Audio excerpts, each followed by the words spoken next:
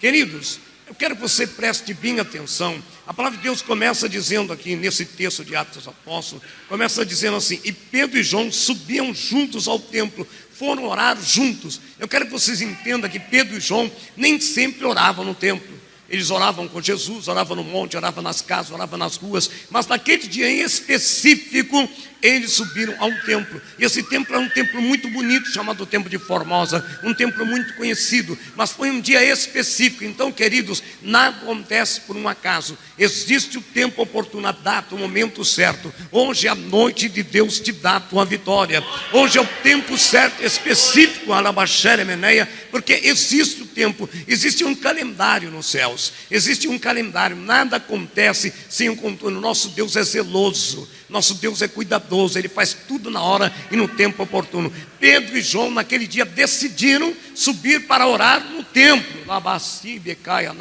Eles podiam ter decidido orar no monte, podiam ter decidido orar na rua ou numa casa, como orava na casa de mãe de Pedro, de sogra de Pedro. Mas naqueles dias eles decidiram orar no templo. Ei, templo significa casa de oração. E hoje você está no lugar da bênção. Hoje você está no lugar do milagre. Hoje você está no lugar da vitória. Queridos, agora o que me chama a atenção, que os transuentes, o número de pessoas que frequentavam aquele templo era muito grande, que era um templo conhecido naquela época, chamado Formosa. Então todos iam ali, alguns pela religião, um pelas fé, outros religiosos, outros por uma curiosidade, mas todos iriam passar por aquele lugar. E ali estava um coxo, um homem paralítico dos seus 2 pés, o aleijado dos seus pés.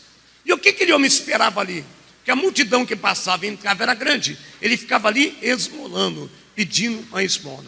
Querido, eu fico vendo a situação do ser humano, olhando para a gente. Eu estava vindo de carro para cá com essa chuva, e a gente vê pessoas debaixo do viaduto, já cobrindo com papelão molhado, e a gente murmura, e a gente tem um cobertor quentinho, tem um teto, e a gente está sempre com falta de gratidão. A gente tem que olhar mais para a situação, queridos, e contemplar. Veja bem, quantas vezes nós passamos. É lógico que hoje, em cada esquina tem alguém pedindo algo. É difícil, a gente não tem dinheiro para tudo isso, não é? Mas eu digo para os irmãos, usar a palavra. A semente vale mais do que dinheiro. Às vezes aquela pessoa, às vezes R$5, R$2 faz a diferença. Mas às vezes falar para ele: ó, Jesus te ama e vou orar por você. Você não imagina, pode representar muito mais. É lógico que tem que tomar cuidado à noite. Você não vai falar com todo mundo, porque nós corremos o risco do assalto e tudo. Mas é por isso que o crente tem que ser vigilante. Mas aquele homem, queridos, ele estava ali na humilhação. Era a única maneira dele sobreviver. Era a única maneira de levar algo para dentro de casa.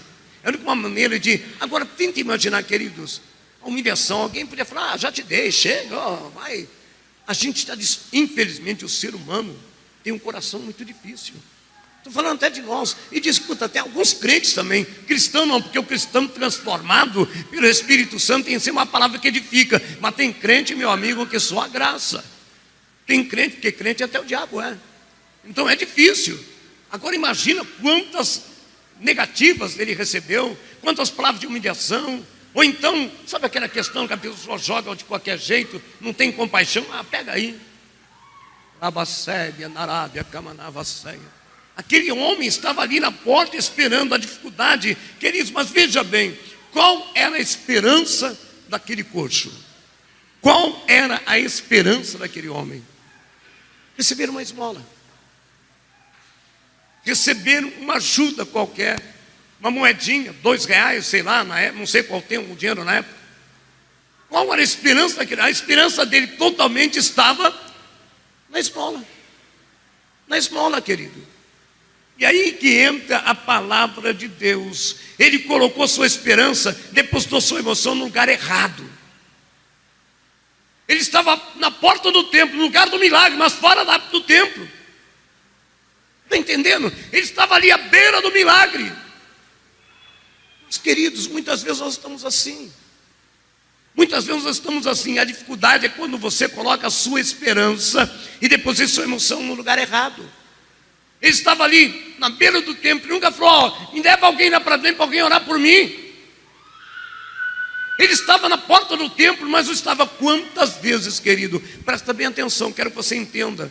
Quantas vezes nós estamos dentro da igreja, mas a igreja não está dentro da gente. Quantas vezes estamos dentro da igreja, como aquele coxo, e entramos paralítico e saímos paralítico. Estamos dentro da igreja, mas a porta dela, xarabai, tequemenefácia. Você está entendendo, querido? Olha a expectativa daquele homem, era receber uma esmola, uma humilhação, pega aí, pronto. Nós precisamos pensar grande, queridos.